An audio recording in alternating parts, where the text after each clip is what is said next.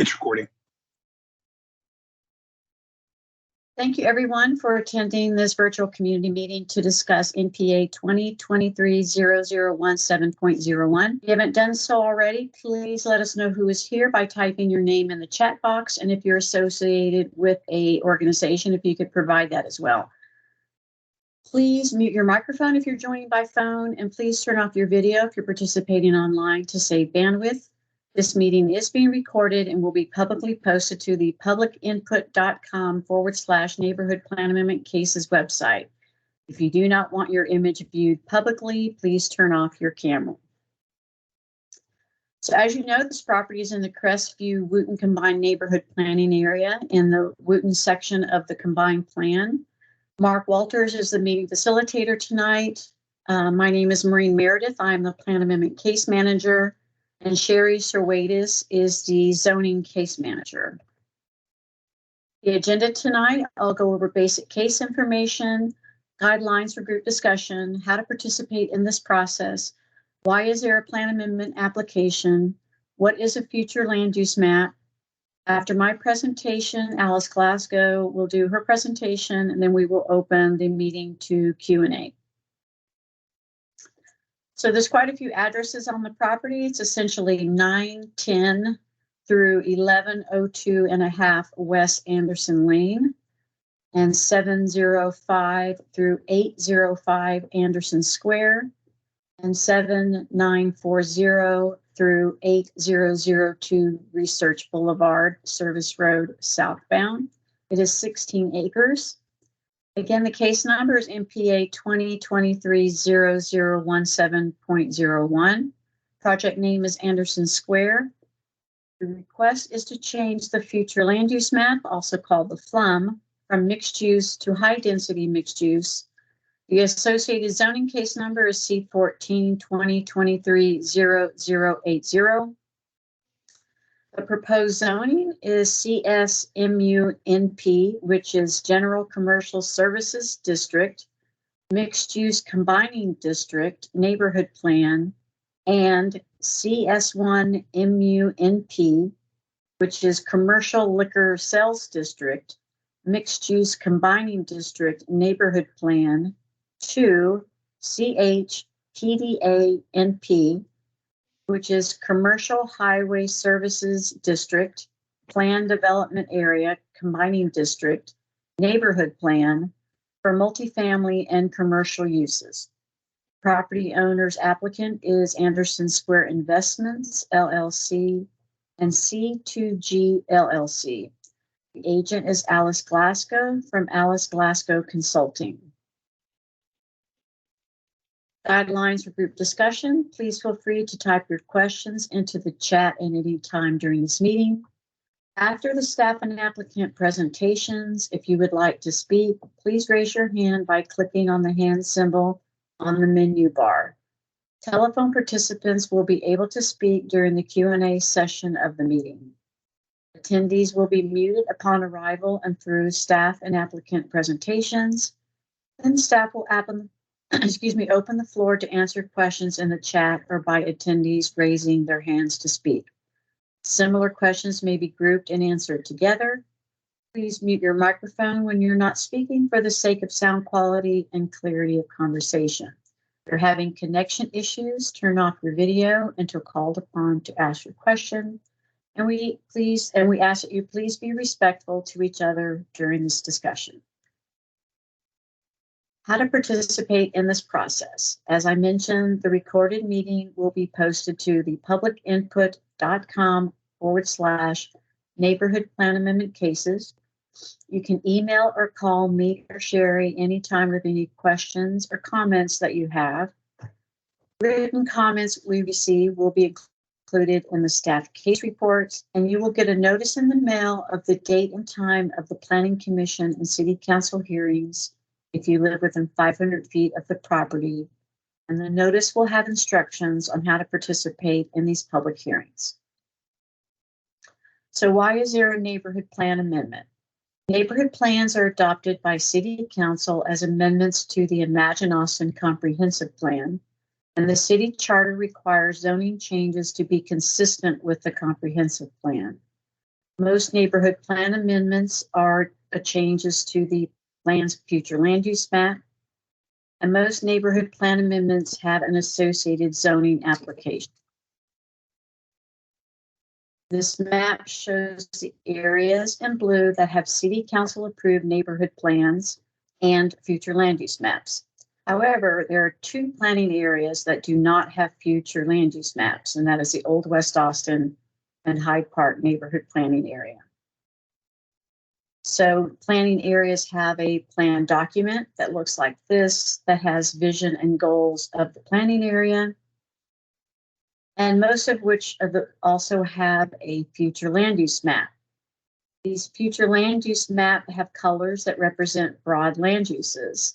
For example, the existing land use on this property is mixed use, which is the brown color, and the proposed land use is high density mixed use, which would be a darker brown color. Also on the map, you'll see yellow, and that is single family. The red represents commercial, purple industry, orange multifamily, etc.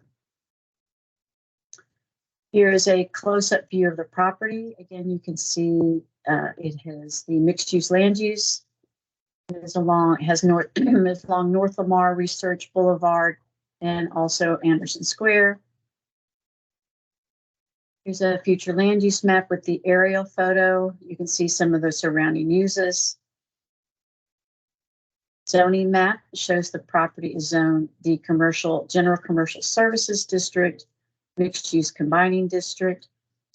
Mark, Elizabeth's waiting in the room. Can you let her in?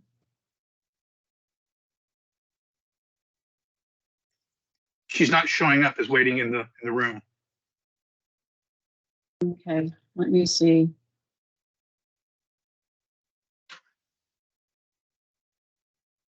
It popped up on my screen, so I saw that. I didn't. Let's start this again. It didn't pop up on my. There it is. I don't know what to say, Marina. I can't. It's not on my screen. Did she? Well,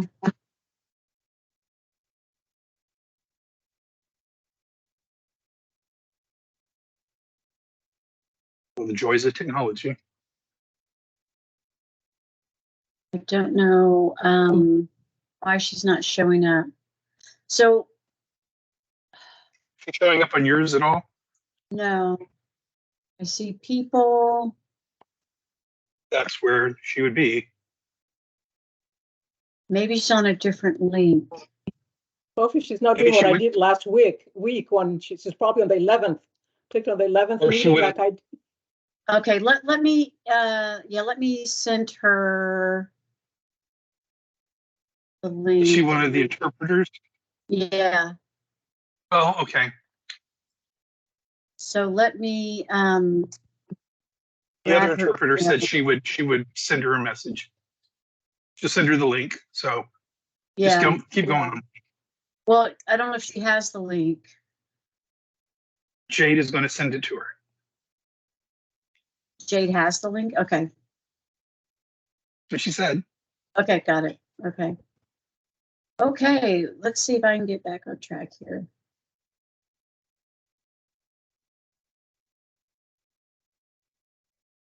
Okay.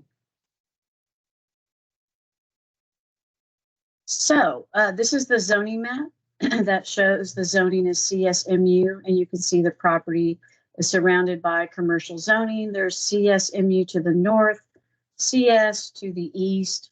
The P, the blue, is public, and that is the North Lamar Transit Center. You see CSCO to the south, and SF3 also to the south. This is just a Google map that shows some of the surrounding uses. You see Planet Fitness. There's also Hobby Lobby. You can see the North Lamar Transit Center and some of the automobile uses to the east. This is the Imagine Austin Growth Concept Map.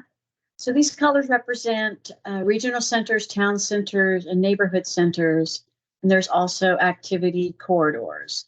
So this map shows the property in relation to the centers and corridors. You can see the property is right at the intersection of North Lamar Boulevard, which is an activity corridor. Anderson Lane near Burnett Road also is an activity corridor. It is just north of Crestview Station, which is a town center, and just south of Lamar Runberg, which is a neighborhood center. This shows the property and the proximity to public transportation. You can see it's quite transportation rich as far as like public transportation. You can see the Metro Rapid and also Metro Rail and lots of bus routes surrounding the property. And that ends my presentation. I'll stop sharing my screen.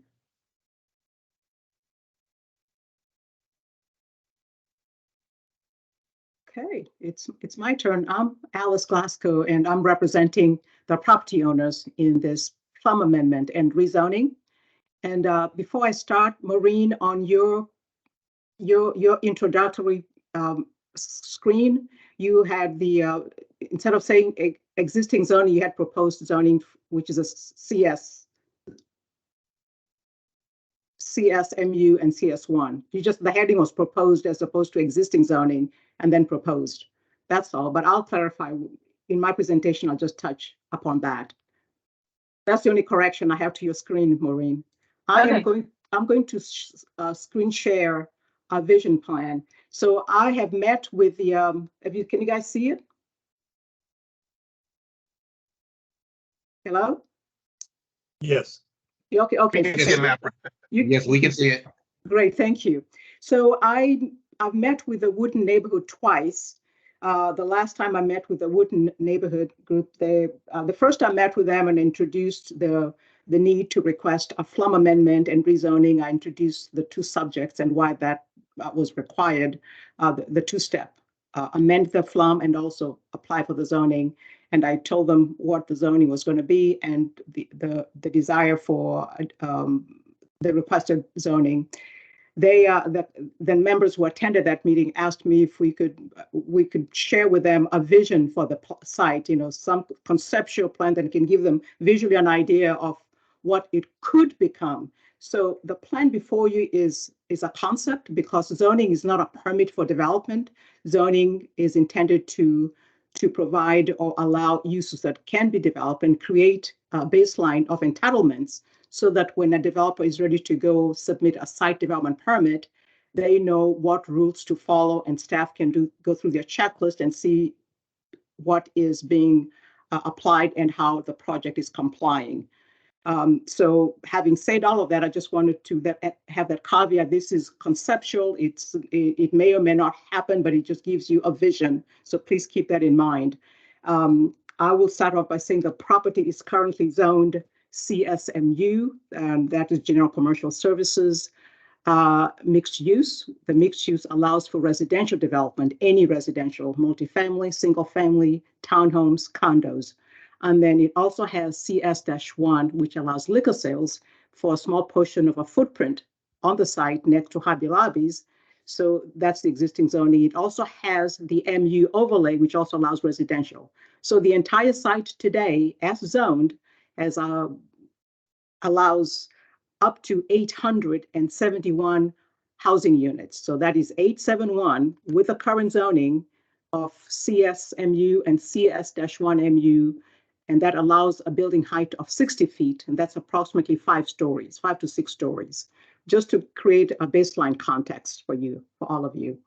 So this vision plan here that our architects put together vision, the intent was to create optimal block sizes that are flexible to include multiple build-out options and uses, create a grid-like street network for connectivity, create a front door entry at Anderson Lane, create people places with outdoor cafes and other amenities that enhance the sense of community, provide walkable retail, have a centrally located pocket park and paseo, maximize the amount of housing on the site, and include an urban multi-level full-service grocery store that will be the anchor at the corner of Anderson Lane at the entryway. And I can show you my screen here. So this would be the anchor grocer, whatever that may become, because again, this is conceptual. Zoning is at the discretion of the city council, so there is never guaranteed that we'll get the zoning, but visually and conceptually, this is what we would envision for the site should the council grant our zoning request of CHPDA and the entitlements that go with that. And I enumerate that in my letter to the planning department. So that is the anchor grocer right there that I've shown right here at Anderson Lane. And then I'm going to move this way to show that would be the main entryway. You can see the block-like design that is created throughout the vision of the site. And then here you would see this is envisioned as a mixed-use building with residential and commercial space with a maximum height of 7 stories. That's about 75 feet in height. And then next to it would be another possible building, a headquarters, another 7-story multi-level building. Could have an office building with some multifamily included with that.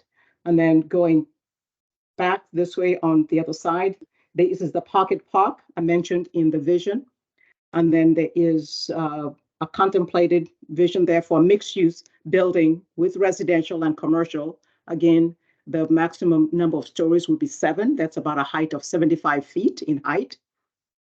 Next to it would be another building. There'll be another mixed-use building with housing, another 77 stories with parking. Every building will have parking included in it. And then the height we're going to be looking for with this PDA is 250 feet. That's approximately what you see here, 20 plus stories. And that's what we're proposing are 4 towers. That's where the 20 plus stories would be located. And you can see this is tower number 1, which would also be a mixed use tower, possibly.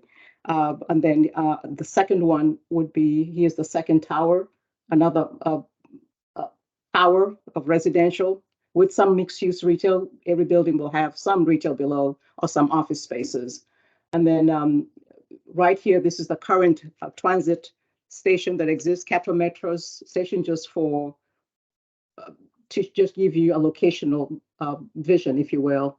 And then the other tower here will be another tower, possibly a hotel there, the third one, and the fourth one will be another tower, again, with office, multifamily, civic uses. So again, this is just a vision to give folks an idea of what a vision could look like. But again, this is not a guarantee that this will happen. It just depends on the market, financing, and what's going on in the world of Austin, if you will. So I'm going to pause here and let people ask questions. We also have in attendance Curtis Beatty with the Austin Transportation Department. So if there are any questions that staff can answer regarding transportation, traffic, either existing and potential future improvements, Curtis Beatty is here to answer those questions to the extent possible that he can answer them. Thank you for listening to me, and I appreciate the opportunity. Steve, you have your hand raised. You have a comment or question for the applicant's agent? Yeah, at the beginning, Alice, you said that it's something like, I think I heard 795 units or something is what we could build now without doing anything. Yeah, I said 871.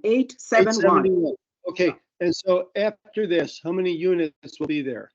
Like, what's the difference between the units of dwelling?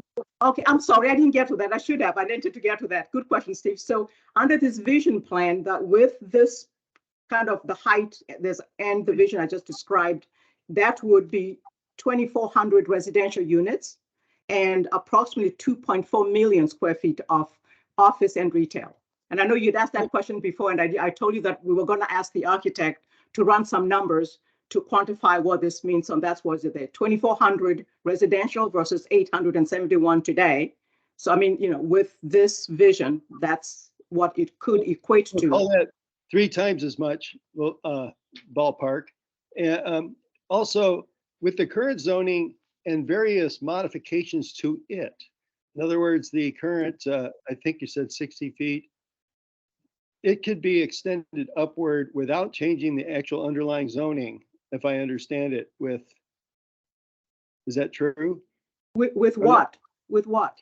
Well, I mean, I heard terms, I don't know where I heard all of this, but it was like, okay, we have 60 feet.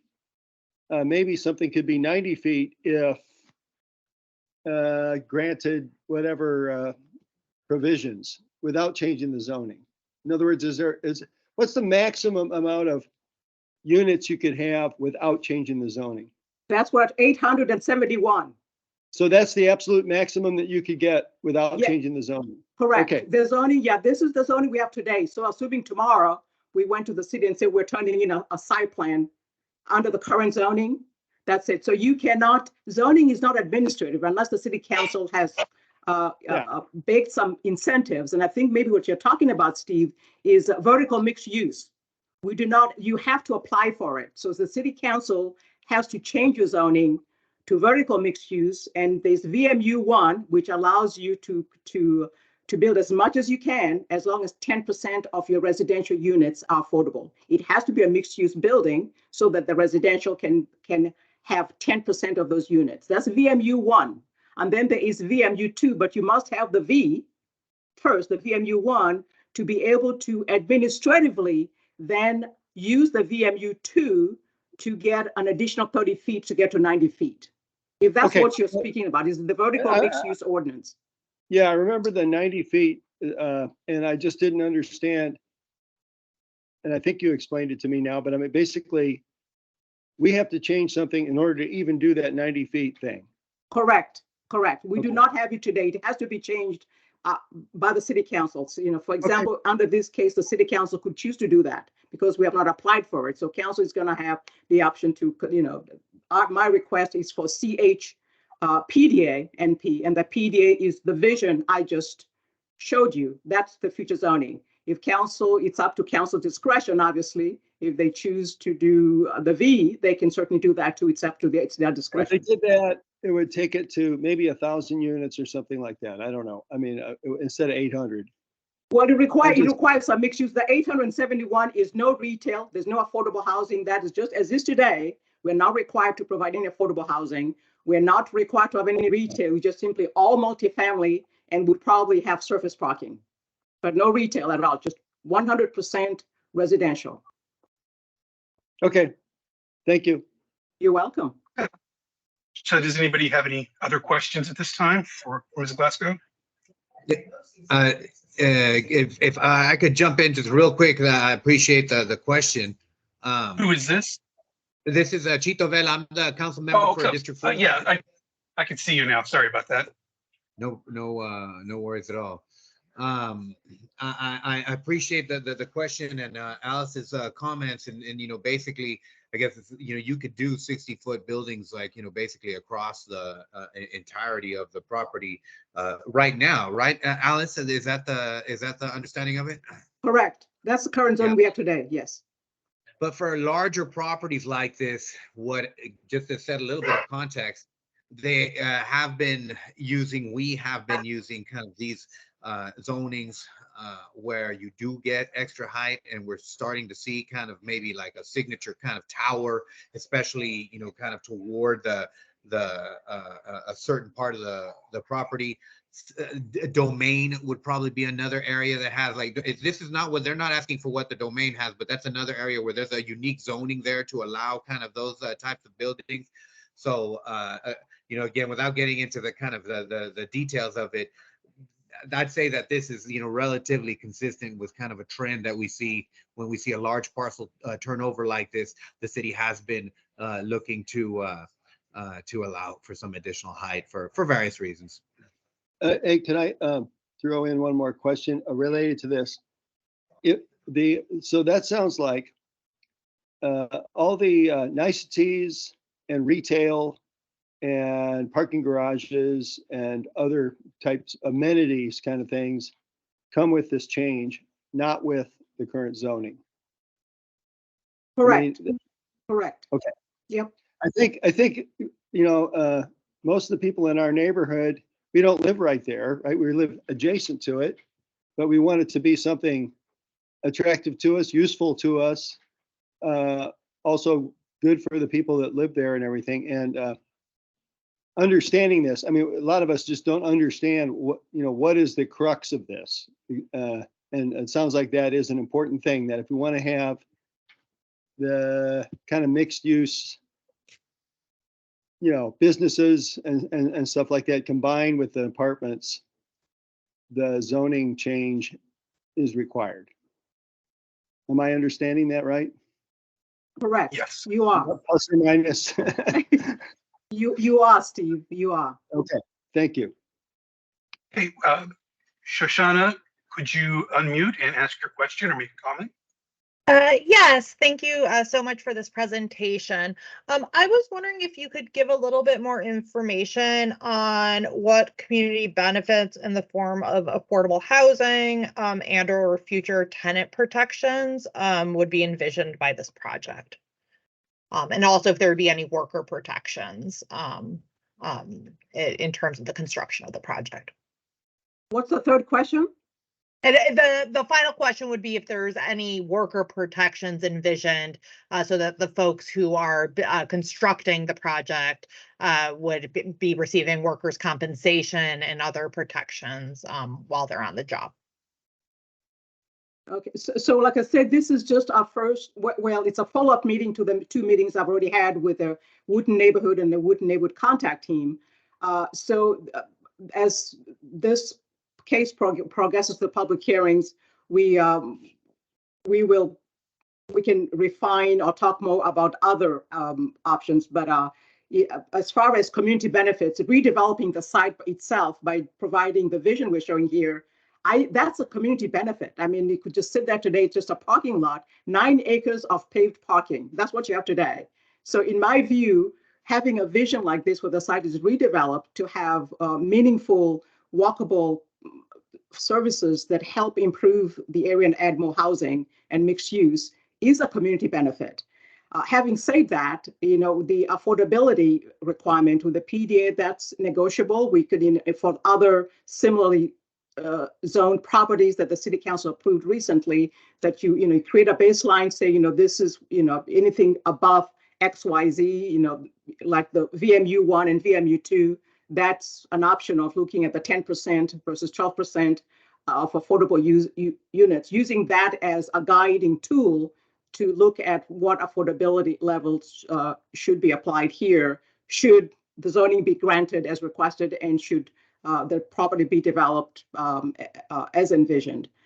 So the dialogue should be ongoing. Tonight is not the night we're going to sit down and craft all the agreements or go into it. It's just to introduce the concept and answer Steve's question that I asked before about what does this equate to. If council were to grant this zoning and the height requested, what numbers are you looking at? So those will be the guiding principles that I'll offered for us to explore going forward, and we can continue to work with Councilman Mavella's office and with his staff to come together in crafting something that is acceptable to all parties, my clients, and of course the community, and something that is also viable too. Thank you. Okay, Sandra, could you unmute and ask your question or make your comment, please?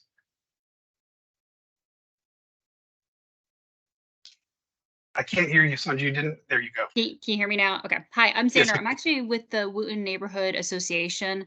I know Alice, you've come and talked to us already once, but I think some things we're hearing from the neighbors, or 2 things in particular. One is kind of going on Shoshana's comments about affordability. We are a mixed income neighborhood, and so we want to make sure that the zoning, if the zoning gets approved and as we go forward, we continue to have discussions on what is the right number of affordability for people that may be living here. And the second thing is the actual transit.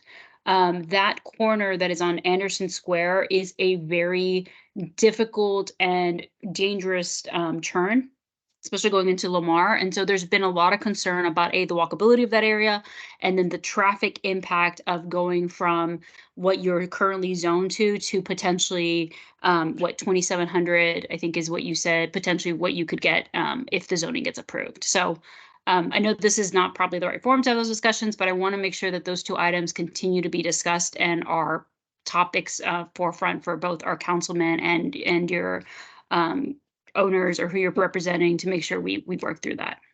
Absolutely, Sandra. And Curtis Beatty is here, and he was going to share information about what the city has as far as improvements, either currently in the works or funded, or with possible future funding that is in the works that they are seeking.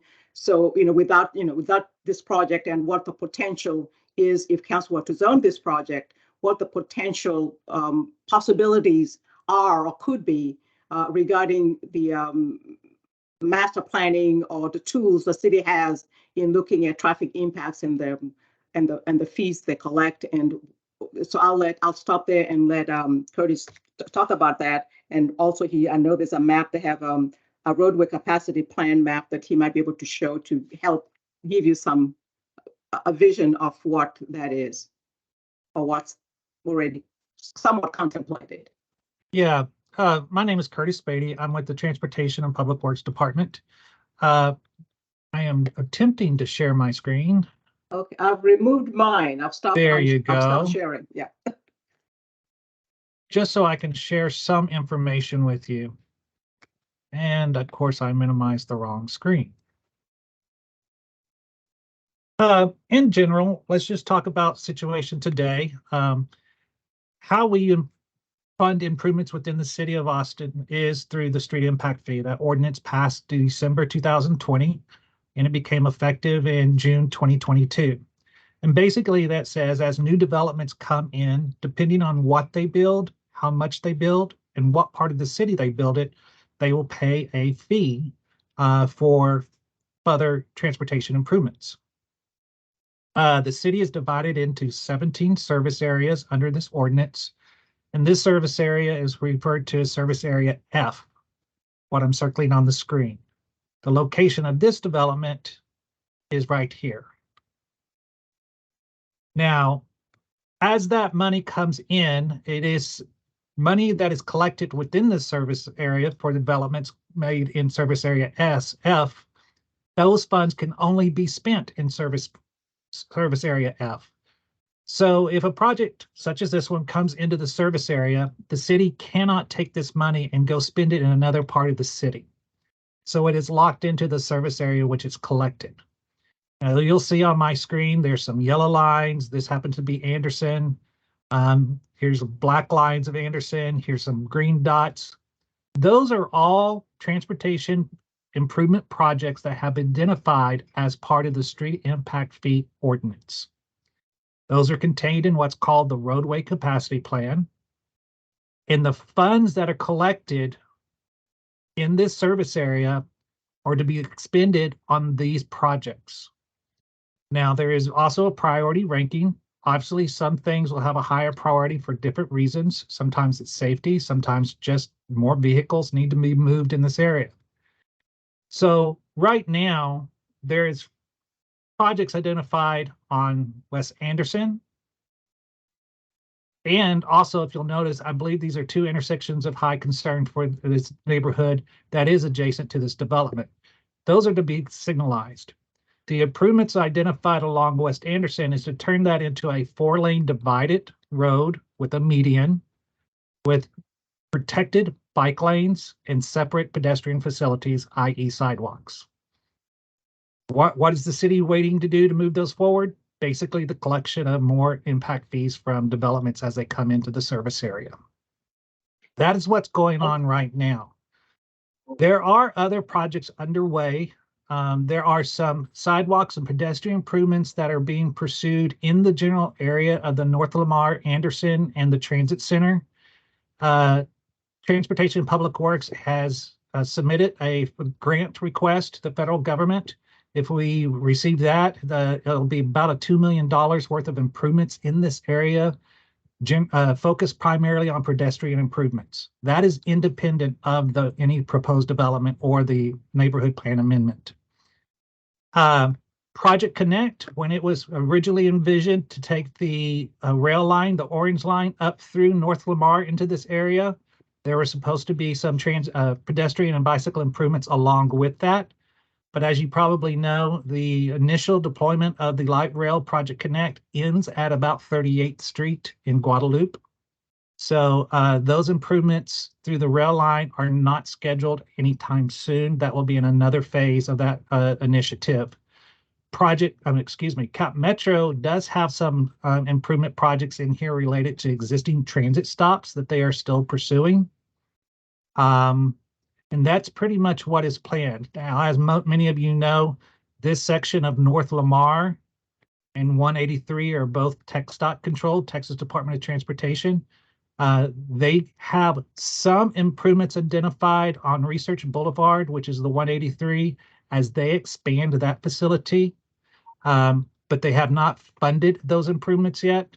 So they are also trying to identify funding for their expansion that would include looking at things such as pedestrian bridges to remove pedestrian and vehicle conflicts by separating them elevation lines. So that's what's going on, how the city funds transportation improvements at this time. Talking about this proposed development, there would be a couple of things, depending on what gets submitted with the actual site plan and zoning case.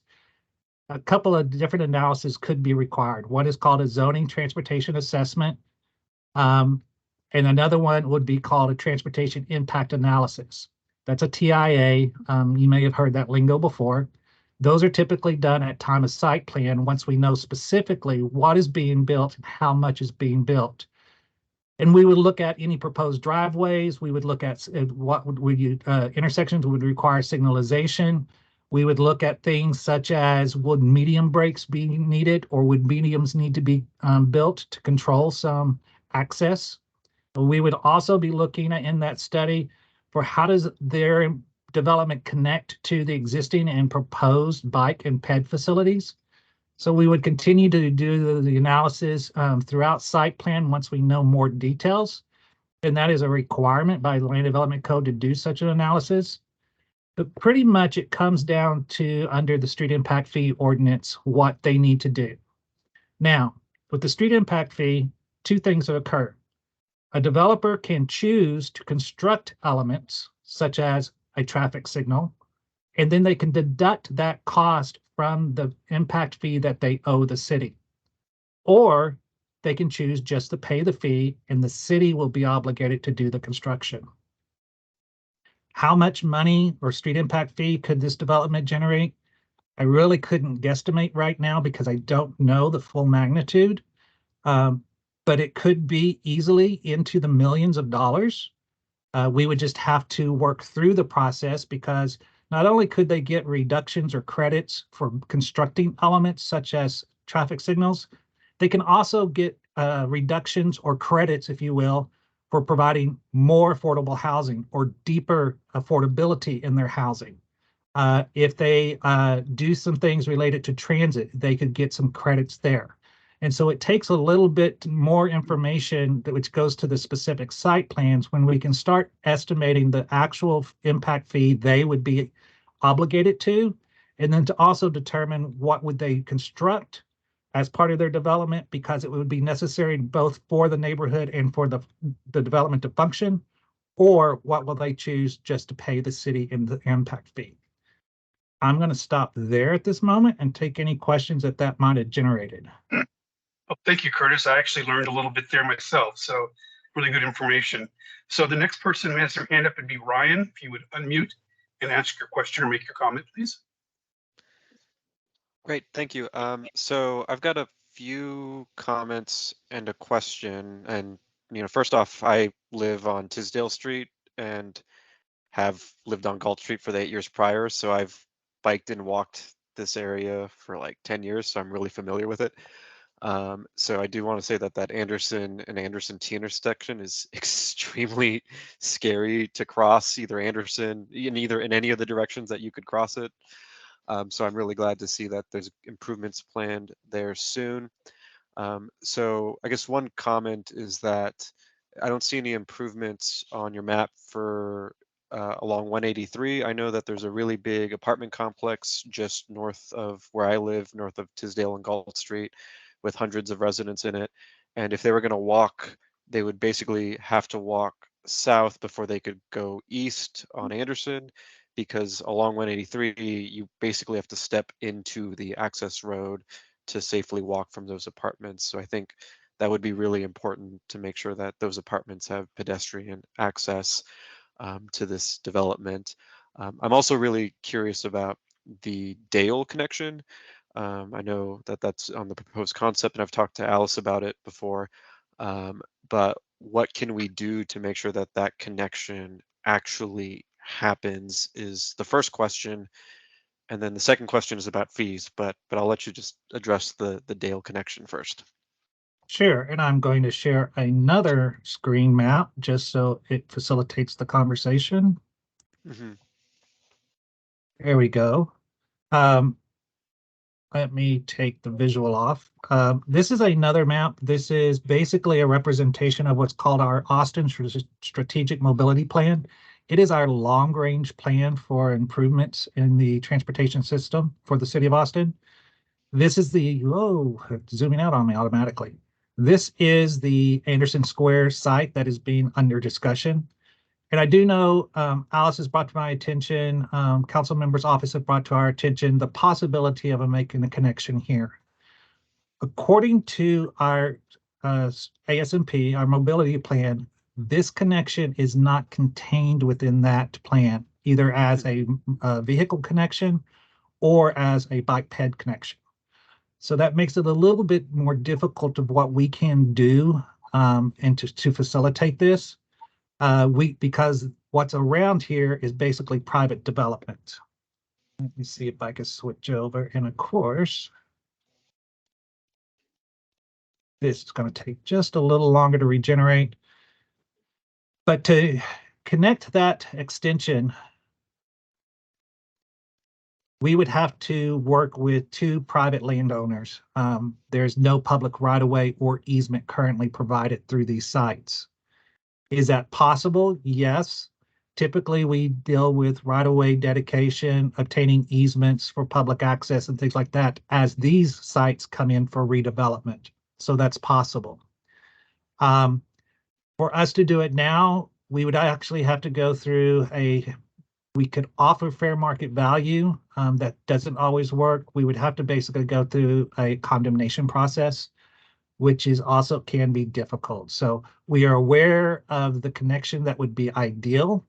I think we will explore what we can. Sometimes you have landowners that are very excited to be a part of their neighborhood, and they would be willing to have a conversation to see what they can do through their property. But we would also need to, like for this major apartment complex, well, this is an apartment complex, but we It's just up can, to the left a little bit. yeah, here we go. Right Thank there. you. Yep. What we can do is look at making more of a shared use path. So it's basically a wide sidewalk. So you're not as close to the frontage road as possible.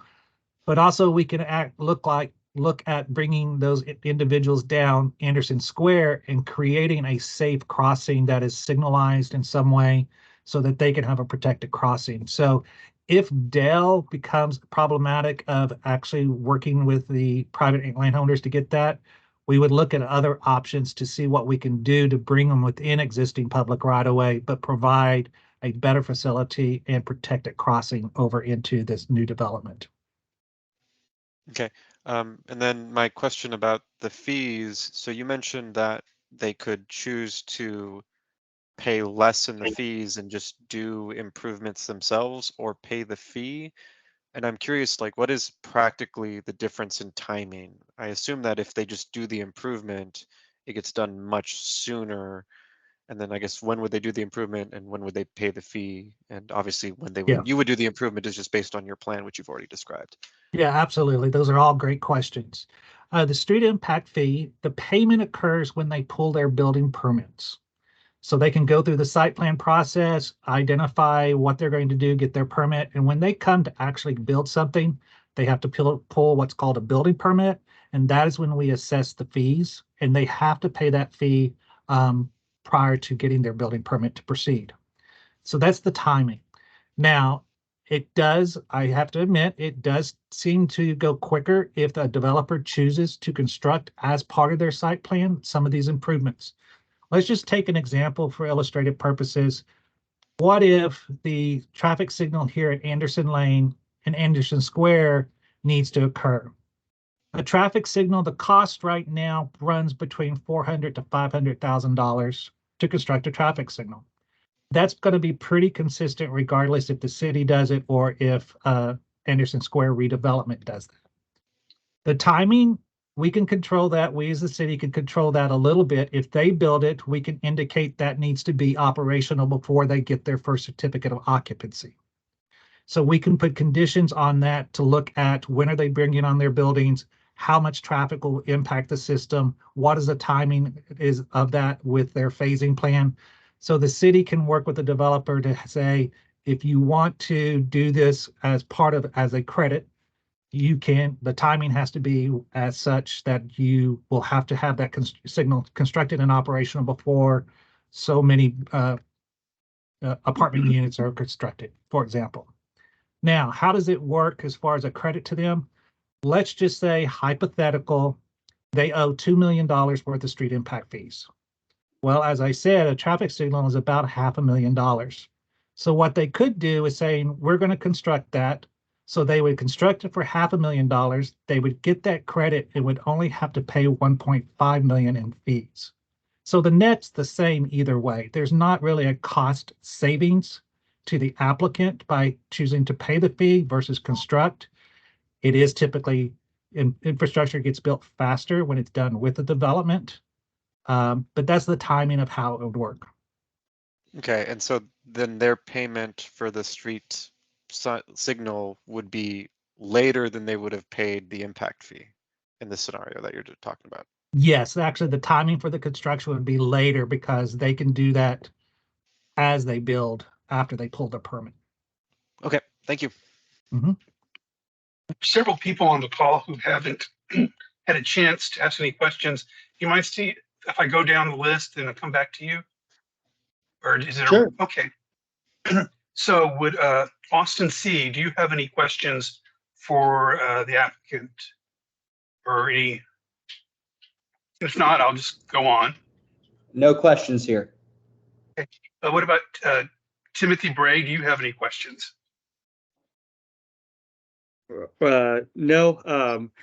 I was going to mention that, like, I work with Councilmember Vela, and we have definitely looked at that Anderson Square thing before and want to, my hope is that, if this project's a couple of years away, that, some of these, we're not going to neglect looking at trying to get them faster than this development. So it's kind of one of those, like, this is a couple of years away, and we get this first. There might be other things that this project would do if those are already done. So. Thank you. Jimbo Cotton, do you have any questions or comments? Jimbo is my client, one of the property owners. Okay, so fair enough. He's just listening. And Mr. Nasur as well? Yes, no questions. So Joanne Garrett, do you have any questions? No, not at this time. And Sandra, do you have additional questions? Not at this time. And last but not least, Shoshana, do you have any questions for the applicant? I do not. Well, thanks. So Steve, go ahead and ask away. I was wanting to follow on a little bit what you were talking about with Ryan. And one of the things, the idea with Dale Street, that's a big deal, plowing a street through between, already owned properties and everything. I'm just wondering, it seems rare to me that there are projects where it's strictly pedestrian and bicycle or whatever penetrations like that. In other words, do we have any? I mean, it's almost like it's not worth it to build it if it's just for people walking. I don't think that. Is there a difference in what it would take to provide access? And I guess what I'm getting at, and this thing Ryan was getting at, that to get a benefit from this that we could get from our neighborhood is access through this property, through the amenities that are built by this property, towards the transit opportunities that are going to open up over there for the whole neighborhood. And that's kind of would be great. It would be great for people that live in apartments that don't necessarily even know that's what they want right now, but they would want it if it happened. And so, I just want us to take advantage of every opportunity like that can happen, including if there is it an easier job to ask for a pedestrian path through between private properties as opposed to putting a whole street through. And it doesn't seem like something I've ever seen done, so I don't know that there's an answer to it, but. Well, I think you're right. It doesn't have to be a full vehicular access. You will find that probably within the past 6 to 7 years, there are more non-vehicle penetrations coming through developments, having neighborhoods connect. We're looking at even with single family subdivisions, making sure there's easements so that people can walk through the development instead of being forced to walk around or ride their bike onto a major arterial. So it is becoming a little more common as far as our ask and our consideration of those.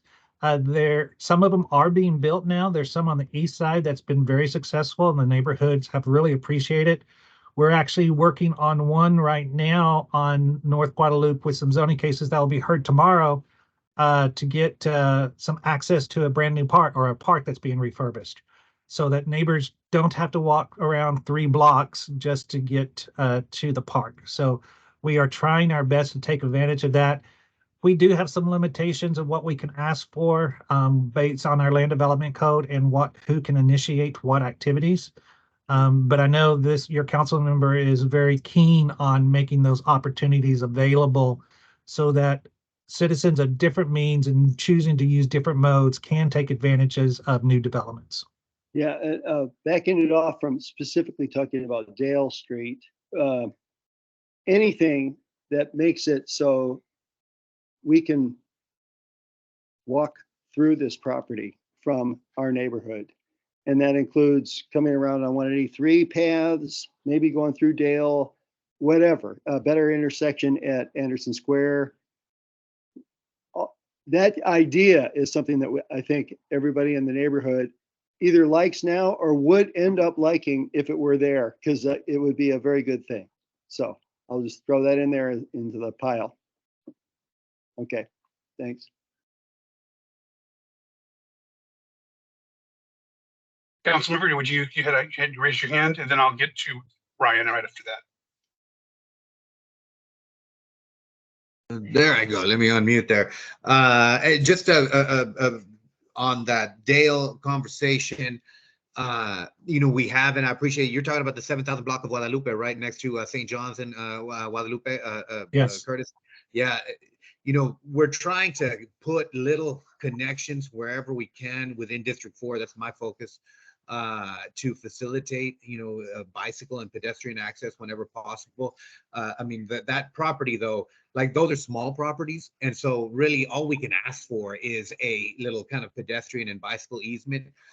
Given the scale of the development there at Anderson Square, I would be completely supportive of a full connection there to Dale, because not only would it, give people extremely close by, excellent access, but I think that would basically everything like this side of the railroad, a huge portion of Wooten would then be able to have quick and easy access to an area that would basically have all your kind of day-to-day, I'm assuming that, for the level of development that Alice is talking about, pharmacy, groceries, restaurants, a bar, a hotel, basically probably some personal services and stuff, barbershop and that kind of stuff. So I'd say, if we really want to make this successful for the neighborhood in particular, I think that Dale connection to me is just a must-have element of the project.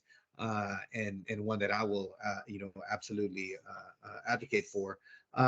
And then just real quick on some of the other, I appreciate Shoshana's question with regard to the affordability. And like I was saying, like the city has been very flexible about height and kind of density on these projects. The city has also been asking for affordability and for worker protections on these projects.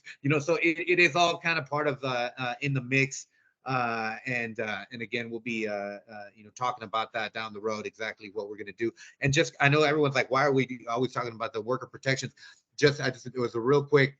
Texas does not have workers' compensation, and construction industry is a very dangerous industry for people, and so we get a lot of people that are very seriously injured or maimed on construction projects. And so wherever we can, we're kind of trying to require the people to both like have worker safety education training, and then also you need to have workers' compensation. So if someone's injured on the job, they can get treated for their injuries.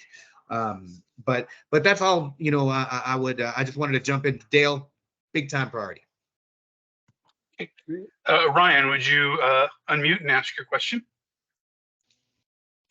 Sure. It's actually more of a comment. I thought of this when Steve was talking before Councilmember Vela spoke, but I wanted to talk about Dale a bit more and just say that, even in the past, I've seen residents like break down that wall that separates the dead end extension so they could walk through the parking lot of that strip mall. And I've seen ladders thrown up against that wall. So I know that people are working pretty hard to just be able to walk across that wall.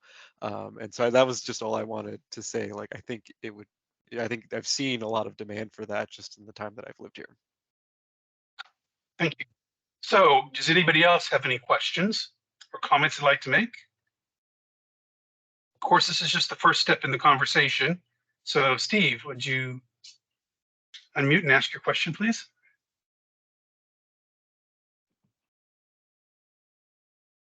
Did I unmute? Yes. Yes, you did. This is regarding affordability. I know there's a definition of affordability, and it's some percentage of median income, blah, blah, blah, right? And, my personal definition of affordability is I want the, school teachers and grocery store checkers and, I don't know, regular job people to be able to inhabit this place. I don't want it to be a strictly luxurious, rich guy kind of a establishment. I don't know how the percentages of median income actually work, whether it really ends up, even if you build the 15% affordability, is it affordable for the kind of people in my imagination, want it to be affordable too?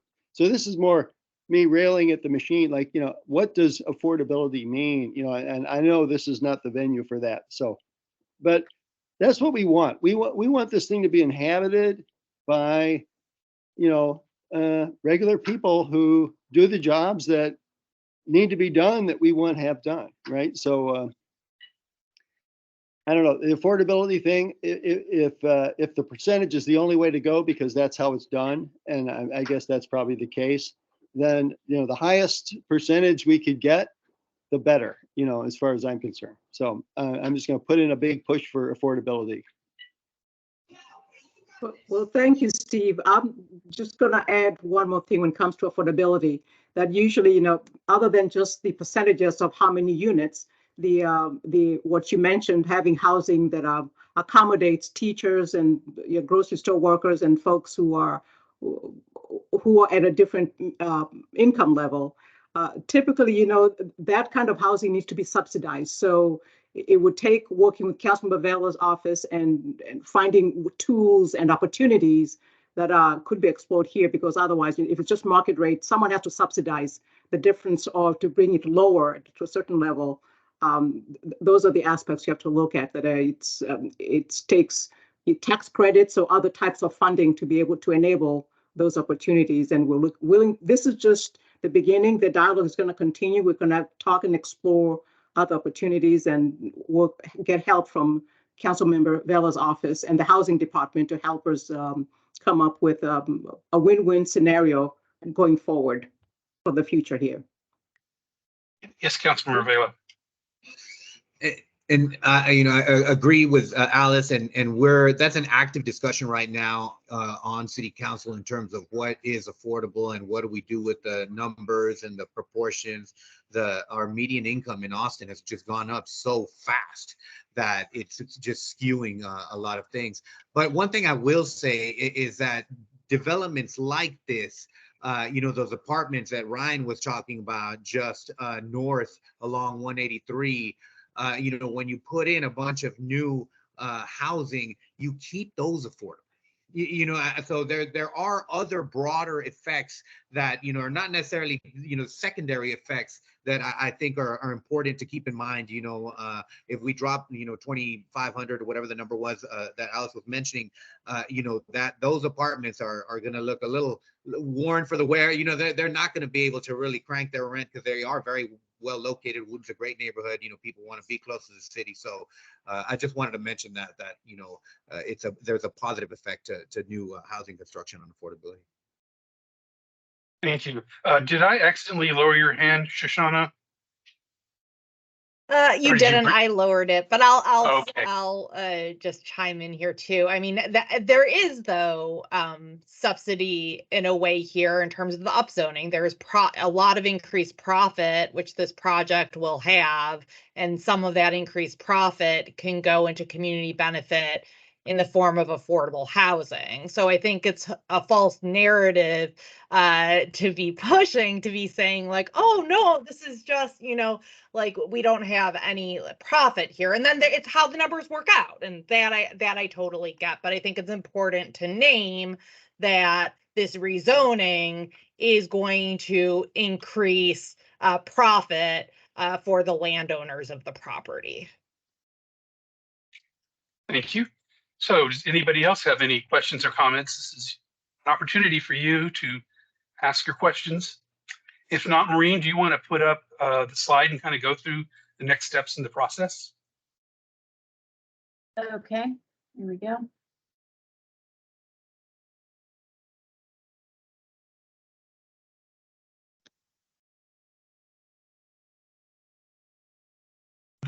Meaning the contact slide.